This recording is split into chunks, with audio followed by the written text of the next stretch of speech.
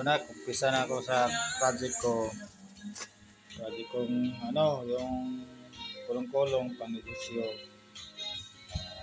Dudukot ko to eh. Kalaha, kaldero, yung kaldero, lugawan.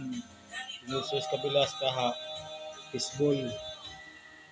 Kaya pag mabuo na to, kumpleto to, maikabit ko sa motor. Ito yung yung stove sa ilalim. Yan, stove, dalawang stove po yan. Dalawang stove, kabilas, kaldero, stove. Dito naman sa may kala, stove. Yan.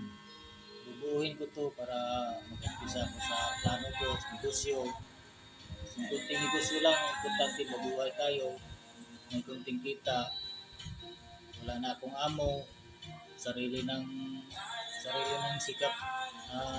Sariling hanap buhay na to. Wala na akong amo. Wala na magutos-utos. Kaya binubuo ko to para matupad ko yung pangarap. May sariling buhay na, sariling hanap buhay na to. Yan, ginawa ko to. Yan yung sahig niya. Sahig niya yan at yan. Hindi pa tapos yung sa gilid. Tatakpan ko pa yan ng hero. Yung kulurot na mahal talaga itong isang ligo. Malapit-lapit 500 sa isang ligo ng prinsip. Yan. Anak. Kaya sumisikap ako para hindi ako maghihirap sa buhay. Hindi na ako magtatrabaho ng kontraksyon.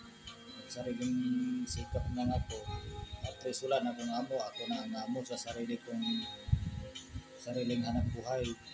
Anak. Ito pa yung prinsip ko na. Yan, ikakabit ko pa yan dito sa gilid. Pati dito sa may sahig. Yan. Yan.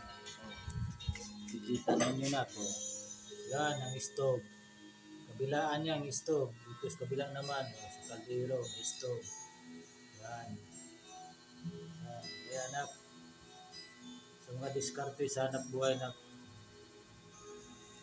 hindi talaga ako sa sarili ko. Kailangan maghanap ako mag-isip-isip ako ng paraan para mabuhay tayo. So, yan. Pag mabuo to, umpisa na ako sa sariling negosyo, kunting negosyo, at least sarili na, hindi na ako ng amo. Ako na ang amo, ako na sarili na buhay. Lapit ito matapos, ikakabit ko to sa motor ko.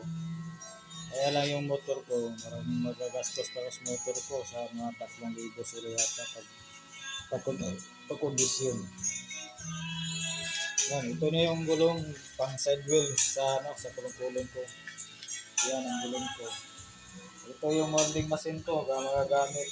Yan, yung magagamit ko. Yan. Ayan.